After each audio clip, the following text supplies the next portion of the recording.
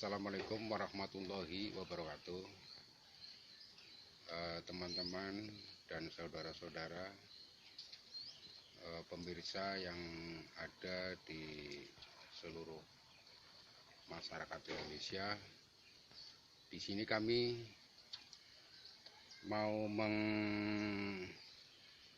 mengadakan proses bagaimana cara menangani limbah sampah, terutama sampah yang kini kian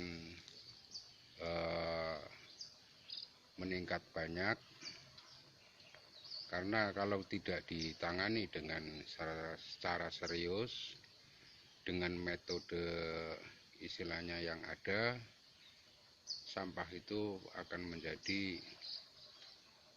suatu efek kendala bagi kehidupan kita, terutama masyarakat Indonesia seluruhnya. Memang sudah banyak berbagai penyelesaian untuk masalah sampah, yaitu dengan cara didaur ulang menjadi tas, menjadi macam-macam istilahnya barang kerajinan.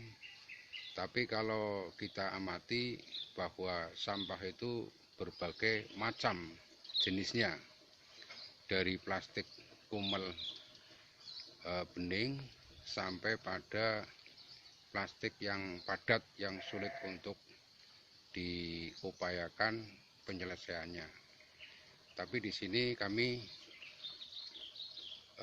ingin mencoba dan sudah terlaksana, serta ini menjadi suatu program kelompok kami, Pokdarling, di Desa Muga, Kecamatan Muga, Kabupaten Pemalang, Provinsi Jawa Tengah. Kalau kita sadari bahwa penanganan sampah ini kalau tidak ditangani dengan serius, akibatnya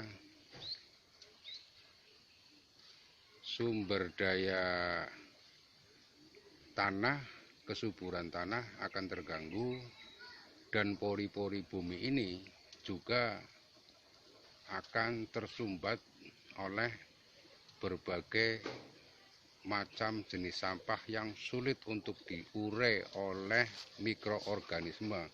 Contoh, kita ambil contoh, kita sudah banyak kita lihat bahwa sampah yang ada di kebun masyarakat kita itu seperti inilah. Ini ya justru kalau lama-kelamaan tidak bisa kita tangani, tidak kita tangani, akan menjadi fosil. Karena mungkin puluhan atau ratusan tahun mikroorganisme tidak bisa mengurai jenis sampah yang seperti ini. Meski kita lihat di sini sudah cukup jelas. Nah, terus kita aplikasikan atau klasifikasikan. Di sini ada berbagai sampah yang akan kita proses. Kalau sampah ini bisa kita proses menjadi bahan terbarukan atau bahan BBM yang terbarukan.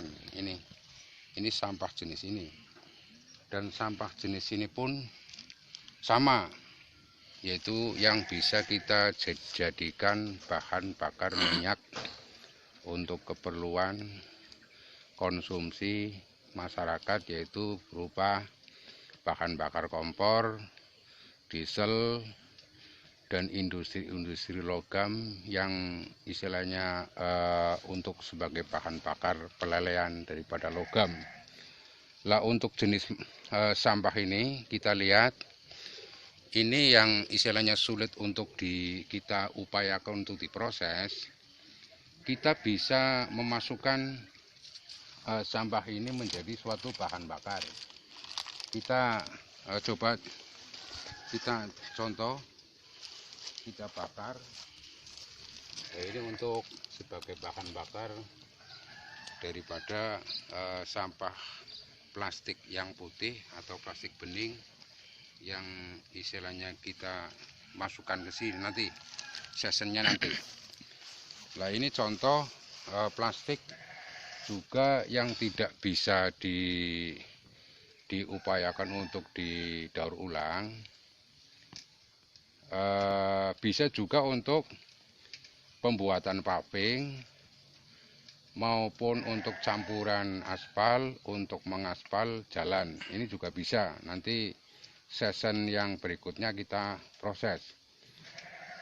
Kita melihat di sini ada potret salah satu kabupaten yang mana luas daripada kesemuanya itu sampai kurang lebih 15 hektar. Ini salah satu kabupaten. Penampungan.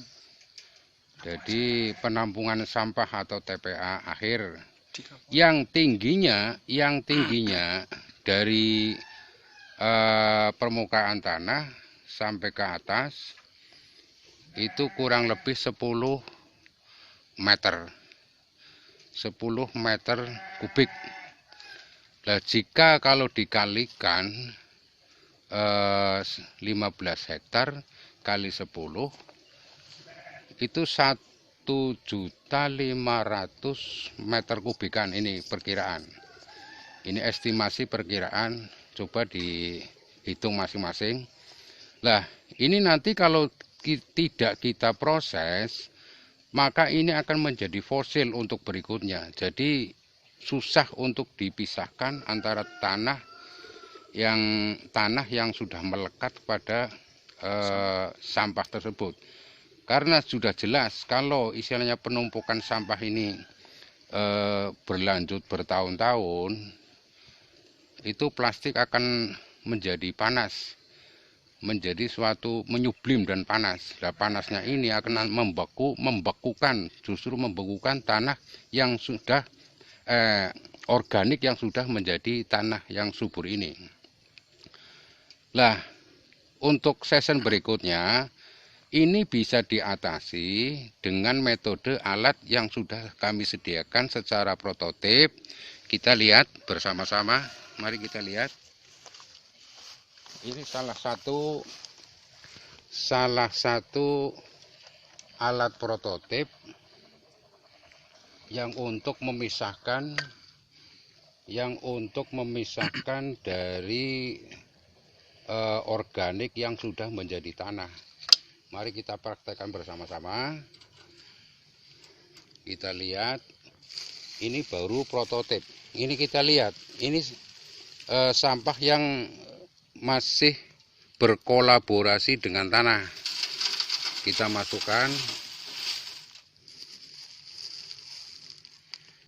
masukkan ke bejana silinder kawat kasa atau silinder ayak. Ini yang disebut silinder ayak. Ini masih dalam prototip atau spesifikasi maket miniatur. Nanti untuk langkah berikutnya kami bisa membuat yang lebih besar, yang kemampuannya bisa mencapai 1 ton per 1 kali putaran. Ini untuk memisahkan dari organik yang sudah berupa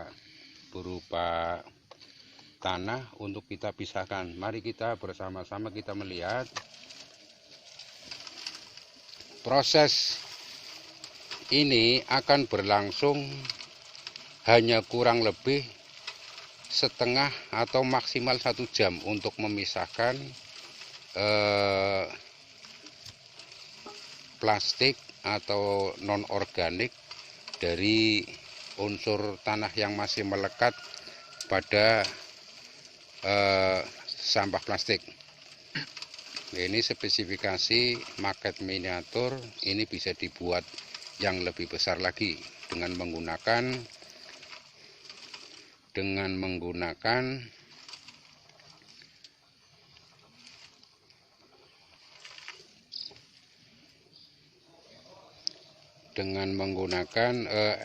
energi listrik atau motor listrik.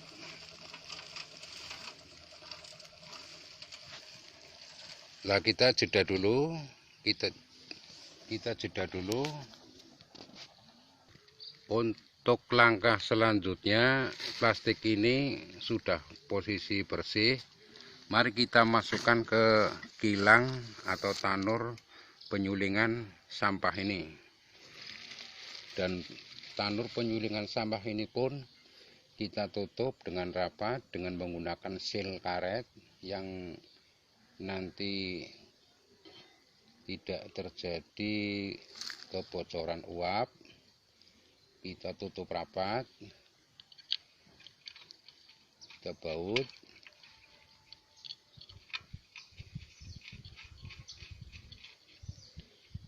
Kita baut dengan rapat.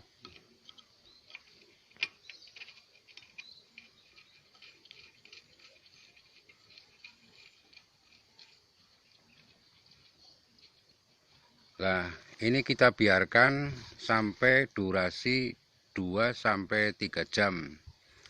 Lah untuk langkah berikutnya, di sini tanur yang kedap dengan udara atau tidak ada kebocoran sama sekali kecuali pada pipa kapiler yang untuk pernapasan, yang berhubungan dengan alat pendingin. Lah, alat pendingin ini gunanya untuk menyublim uap panas yang dari tanur, ruang tanur ke penyubliman.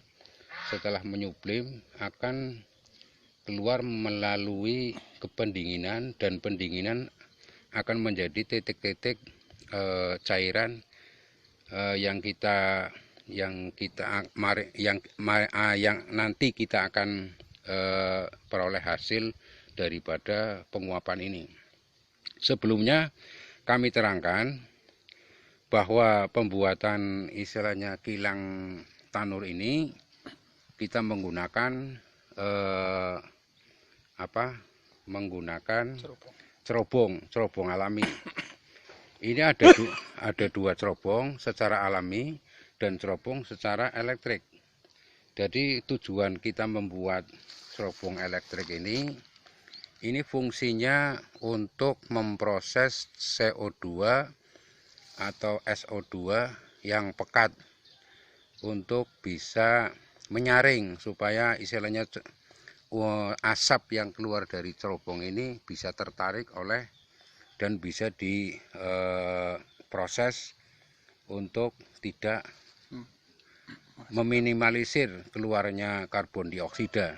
Di sini ada alatnya menggunakan elektrik, nanti menggunakan listrik. Ini istilahnya karbon dioksida kita tarik.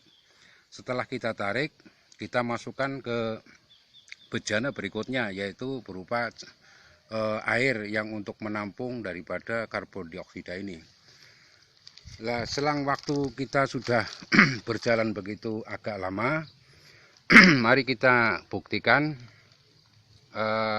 pendinginan ini, dan kita buka bersama-sama bahwa cairan ini sudah menjadi cairan. Kita buka bersama-sama.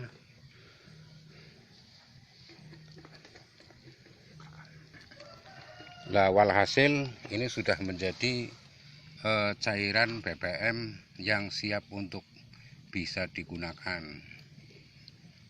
Nah, ini hasilnya.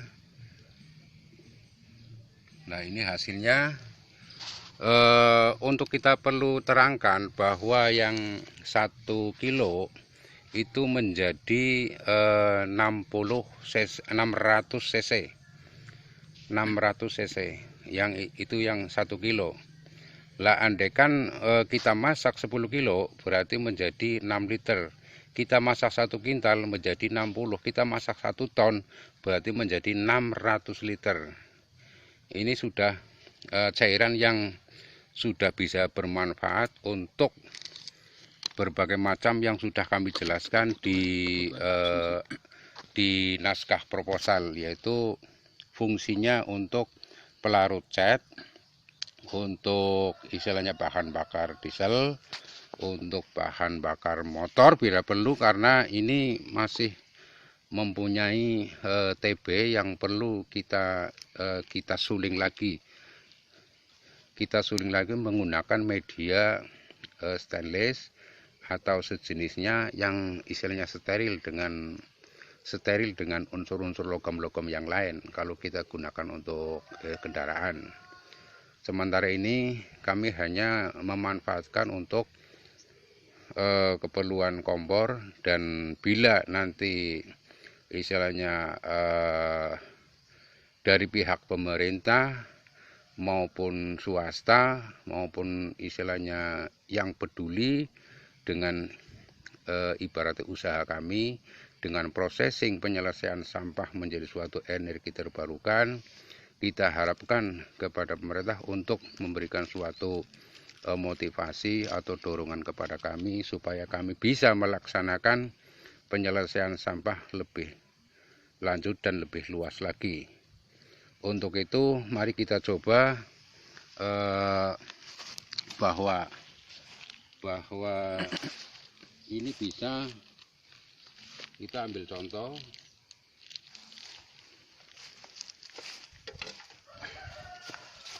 Kita ambil sampel atau contoh bahwa ini bisa terbakar dengan cepat. Kita coba bahwa cairan ini bisa terbakar dengan cepat, melebihi atau mutunya itu lebih dari solar maupun minyak tanah. Ini setara dengan bensin atau sejenisnya. Ini sudah kita coba.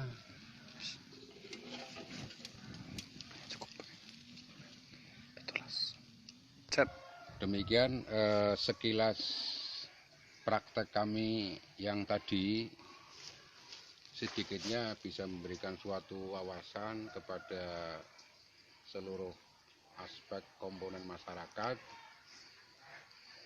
Terlebih-lebih lagi kita bersama-sama menyelesaikan solusi sampah di muka bumi pertiwi Indonesia yang tercinta ini. Semoga apa yang menjadi suatu cita-cita atau program atau pelaksanaan atau langkah-langkah berikutnya didukung oleh semua pihak. Kita hanya berpesan jangan sampai menyalahkan salah satu pihak satu dengan yang lain. Semua itu kita bersama-sama peduli dengan lingkungan kita. Itulah salam dari Pok Darling.